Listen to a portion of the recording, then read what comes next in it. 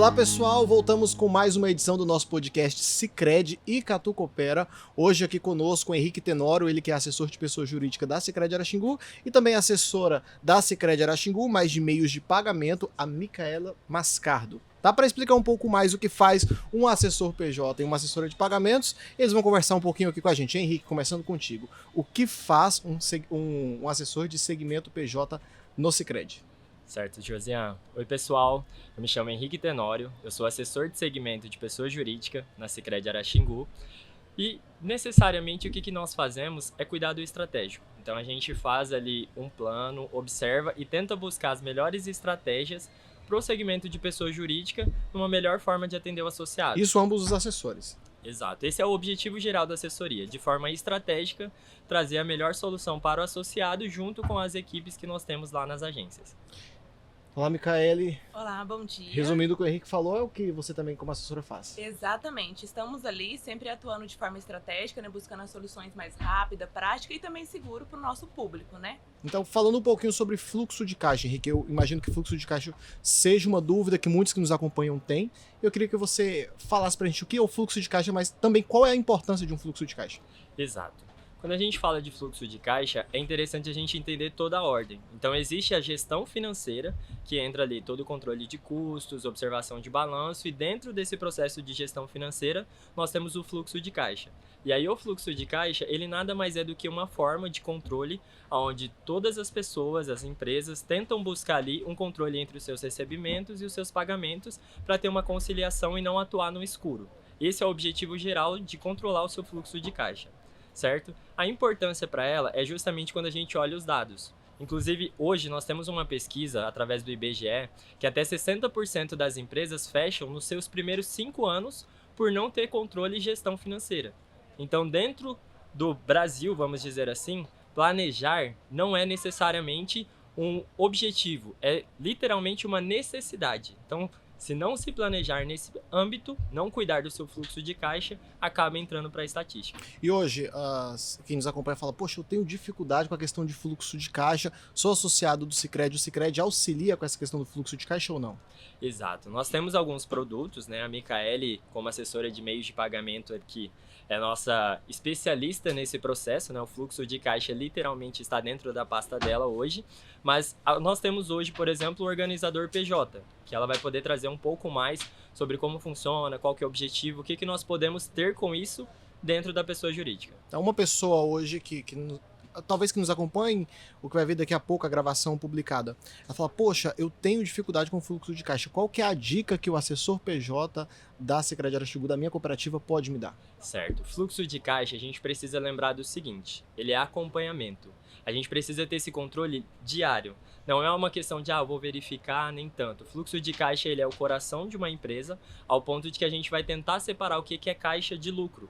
Hoje, principalmente para as pequenas e médias empresas, essa dificuldade de separação ainda é o grande vilão das empresas. Então, se eu pudesse dar uma dica e falar, pessoal, prestem atenção nesse sentido, vamos acompanhar o nosso fluxo de caixa, tentar entender ali qual o produto que mais vai casar com o meu objetivo geral. Então, com o objetivo, eu vou escolher os produtos dentro do fluxo de caixa que vai poder me ajudar. E como a Micaele vai trazer para nós, existem alguns produtos que podem trabalhar dentro do grupo de fluxo de caixa. Henrique, o fluxo de caixa ele é importante para pequenas, médias e grandes empresas. Então, independente do tamanho da empresa, é importante ter esse fluxo de caixa.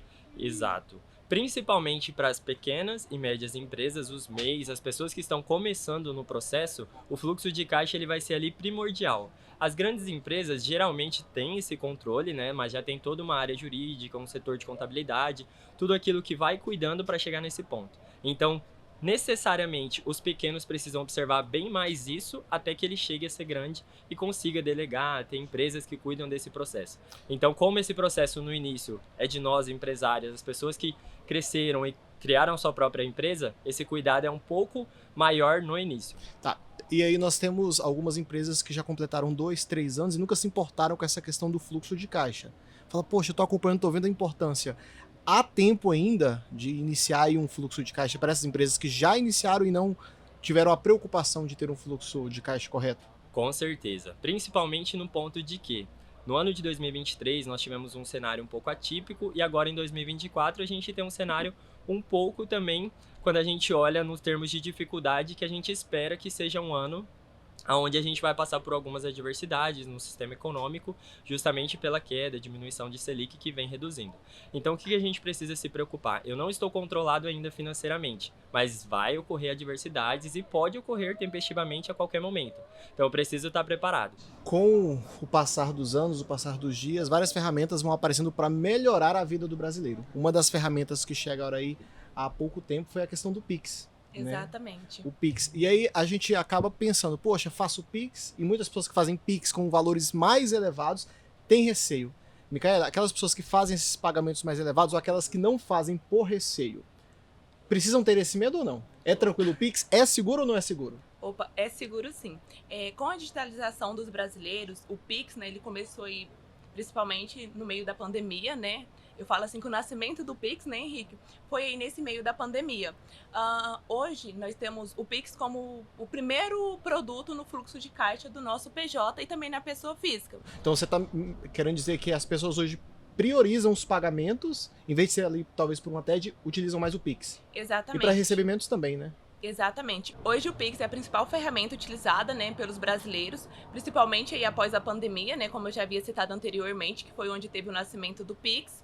E podemos verificar também que tem outros produtos, como o cartão de crédito, né, também que é muito utilizado, cartão de débito, e também a questão de boleto, que faz parte do fluxo de caixa, porque hoje os consumidores eles buscam uma solução que seja ágil, que seja segura e também que seja prática. E o Pix ele se enquadra exatamente nisso. Quando eu digo questão de segurança, é questão de valores elevados, que algumas pessoas ficam ali insegura, né, de fazer transações de grandes valores, nós temos como cadastrar também a questão do favorecido. Então, para essas operações de grandes valores, nós conseguimos realizar o cadastro do favorecido, o que traz uma maior segurança para esse público. E essa questão do cadastro, para uma pessoa que vai fazer uma transação com valor mais elevado, esse cadastro ele é feito em agência, pelo WhatsApp, como é que é feito esse cadastro? Esse cadastro você faz direto ali no aplicativo, né, você tem todos os dados ali de quem você vai realizar a transferência, né, e você consegue fazer esses dados tudo pelo aplicativo ou também pelo IB, né, diretamente.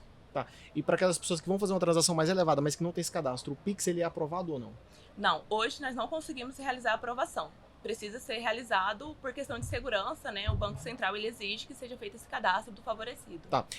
A questão do cadastro do Pix. Então, se uma pessoa quiser fazer uma transação mais elevada, com valor mais elevado, mais agregado via Pix, se ele não tiver um cadastro feito, ele não consegue fazer essa transação. Hoje, por questão de segurança, a transação não ocorre, tá? É regulamentado pelo Banco Central que a gente faça esse cadastro favorecido anteriormente. E como é que é feito esse cadastro? Tenho que ir até uma agência, ou é pelo WhatsApp? Como é que é feito o cadastro? Nós conseguimos realizar tanto pelo aplicativo, tá? E também pelo IB. A gente consegue realizar aqui o Internet Bank, você consegue lá realizar todo o cadastramento dentro dessa ferramenta. Micaela, mas você já falou anteriormente, mas vamos repetir só para as pessoas que têm dúvidas poderem entender. Então, se uma pessoa vai fazer uma transação com valor bem mais agregado via Pix, não precisa ter medo, é seguro, né? Porque a gente sabe, eu te falei anteriormente também, a questão do DOC, as pessoas estão priorizando o Pix, estão fazendo menos DOC, menos TED, estão indo mais para o Pix, tanto para pagamento quanto para recebimento dos seus clientes. É seguro. Exatamente. Além da segurança, é uma ferramenta aí ágil, né, prática para o público no nosso dia a dia. Então realmente veio para facilitar a vida do brasileiro. Exatamente. E é só agregando, justamente porque o Pix, a gente conseguiu ver um número que em agosto nós batemos ali 1,53 trilhões em transações em relação ao Pix. E hoje, atualmente, nós batemos o recorde, né, de 160 milhões de transações Pix relacionando dentro de um único mês. Então é um dos meios de pagamento que veio tomando força, veio agregando, justamente para mostrar também que caiu no gosto do público. O Pix ele é muito utilizado, você falou que ele é muito utilizado hoje para pagamentos e recebimentos. Isso em todas as questões de valores, né? Se é para um valor menor, também para um valor maior. Certo ou errado? Certo, isso tá. mesmo. Qual a dica que você dá então para as pessoas que têm receio de fazer um Pix aí com um valor mais agregado? Por que é seguro? Porque é uma solução que é amparada pelo Banco Central, né? E também a gente consegue realizar o cadastramento do favorecido para operações de grandes valores. E é uma solução ágil, prática. Então eu falo assim que desde a pandemia teve o nascimento do Pix, os brasileiros abraçaram essa alternativa. Então esse foi o nosso bloco do podcast Sicredi e Catu Coopera. Antes de encerrar, vocês têm alguma consideração final? Ou é isso? Eu acredito, Josinha, que a mensagem total. Vamos cuidar do nosso fluxo de caixa, tentar entender ali as oportunidades que nós temos, os produtos que pode abranger o nosso fluxo de caixa. Lembrando que o Pix também faz parte de questão de fluxo de caixa. Exato. O que a gente pode entender como fluxo de caixa? Todos os produtos que vão me proporcionar ali formas de recebimento, formas de pagamento. Gerando dessa forma, a gente só coloca todos numa caixinha como fluxo de caixa. Literalmente é cuidar dos recebimentos e pagamentos e utilizar as ferramentas que a gente tem disponível para isso, como o Pix sendo uma forma delas. Exatamente. E além do Pix, a gente pode verificar também que o público hoje, ele utiliza muito também cartão de crédito, cartão de débito. Após a pandemia, né, a gente sabe que o dinheiro está em escassez, né, quase ninguém mais utiliza o dinheiro em espécie, até porque nesse meio termo aí da pandemia a gente estava deixando de utilizar o dinheiro em espécie. Então, assim, tem 3 anos praticamente que o dinheiro está escasso aí no mercado. Então vamos utilizar as ferramentas mais digitalizadas, né? Que nós temos hoje a oportunidade. Com certeza. Podcast Sicredi e Catu Coopera, encerrando o nosso podcast, nosso bloco. Todo mundo com joinha lá?